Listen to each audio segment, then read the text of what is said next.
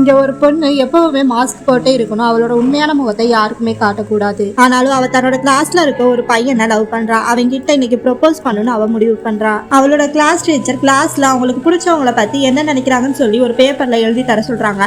அப்ப ஜெனியால அவ லவ் பண்ற பையனை திரும்பி பார்க்காம இருக்க முடியல. அவன் ஏற்கனவே இவளை ஒரு தடவை ரிஜெக்ட் பண்ணியிருந்தாலும் அவன் தன்னை பத்தி என்னதான் நினைக்கிறா அப்படின்றத தெரிஞ்சுக்க இவ ஆசைப்படுறா. ஒருத்தரோட குறிப்பை படிக்கும் போது இவ ஷாக் ஆகுறா. அவ எப்பவுமே தன்னோட ஃபீலிங்ஸ் அவளோட முகமூடிக்கு பின்னாடியே மறைச்சு வச்சுக்குவா. அவ அதுல இருந்து தான் வெளியே வரணும்னு தான் நினைக்கிறா. ஆனா ஜாக்குக்கு ஆல்ரெடி எல்லாமே தெரிஞ்சிருக்கு. மதியம் லஞ்ச் டைம்ல ஜெனி ஒரு மூலையில மறைஞ்சு உட்காந்து சாப்பிட்டுட்டு இருக்கா. அப்ப திடீர்னு ஒரு ஏரோப்ளேன் அவளுக்கு முன்னாடி வந்து விழுகுது. அதுல ஜாக்குக்கு அவ எழுதின கருத்து இருக்கு. அதுக்கு பதிலாவே, நீ எப்பவுமே என்னோட பெயிண்டிங்ஸ பார்த்தது இல்ல, ஆனா நீ உன் மனசுக்கு மாறா போய் சொல்ற, அதனாலதான் எனக்கு உன்னை பிடிக்கல அப்படின்னு சொல்லியிருக்கான். ஸ்கூல் ஈவெண்ட்டுக்கு ஹெட்டா இருக்கிறதுக்கு ஒரு லீடரை தேர்ந்தெடுக்கிறாங்க. அப்ப அந்த ஸ்கூல்லே அழகா இருக்க ஜாக்கை தான் அவங்க சூஸ் பண்றாங்க.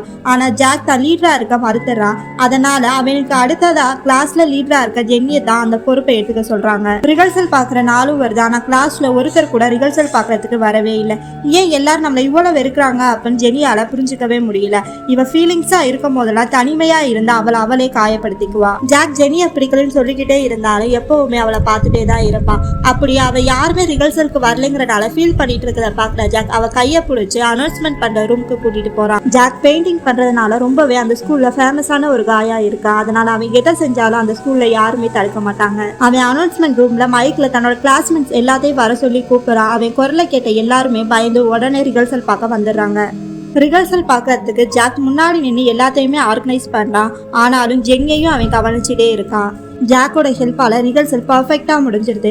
தென் எல்லாரும் சேர்ந்து குரூப் போட்டோ எடுக்கிறாங்க. அந்த குரூப்ல ஜெனி ஒரு மெம்பரா இருந்தாலும் அவ கையில கேமராவை கொடுத்து அவளை அந்த குரூப்ல ஒரு மெம்பரா இல்லாத மாதிரி ஒதுக்கி வச்சிடறாங்க.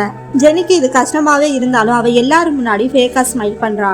ஜெனி தனியா அந்த ரூமை விட்டு வெளியே போறா. அவளுக்கு ஏன் எல்லாரும் தன்னை இப்படி ஒதுக்கி வைக்கிறாங்க அப்படின்னு சொல்லி புரியவே இல்லை. அவ பக்கத்துல இருக்க ஒரு ஸ்டோரேஜ் ரூமுக்கு போறா. அங்க எல்லாமே பெயிண்டிங்கா சதறி கிடக்குது. அதுல ஒரு பெயிண்டிங் மட்டும் அவளோட கவனத்தை இருக்குது. அது எல்லாமே ஜாக்கோட பெயிண்டிங்ஸ் தான். அந்த பெயிண்டிங்ஸை பார்த்துட்டு அவளால் அவளோட மாஸ்கை ரிமூவ் பண்ணாமே இருக்க முடியல. அந்த பெயிண்டிங்ஸ்லாம் அவளோட ஹார்ட்டுக்கு ஒரு ஹீலிங்ஸா இருக்கு. அந்த பெயிண்டிங்ஸ்லாம் அவ மனசுக்கு அமைதியாகவும் ஆறுதலாகவும் இருக்கு. அதனால அவ அழுகிறா. ஆனா அவ அழுகிறத ஜாக்கால பார்க்க முடியல. அவன் பார்த்த உலகத்தை அவளும் பார்க்கணும்னு ஆசைப்பட்டு அவளை அந்த இடத்துக்கு கூட்டிட்டு போக ஆசைப்படுறான். அவனோட ரகசிய இடத்துக்கு ஜெனியை கூட்டிட்டு போறான். அங்க போய் அவன் மேல இருந்து அவளை நோக்கி கை நீட்டுறான். அப்ப ஜெனிக்கு அவன் ஒரு தேவதை மாதிரி தெரியுறான். ஒரு காலத்துல ஜெனின்ற ஒரு பொண்ணு இருந்தா அவளோட லைஃப் ஃபுல்லா இருளாதான் இருந்துச்சு. அதை ஜாக்குன்னு ஒரு பையன் வந்து ரொம்ப பிரகாசமான ஒளியா மாத்துறான். அப்ப அவளோட மனசுக்குள்ளேயே நினைக்கிறா.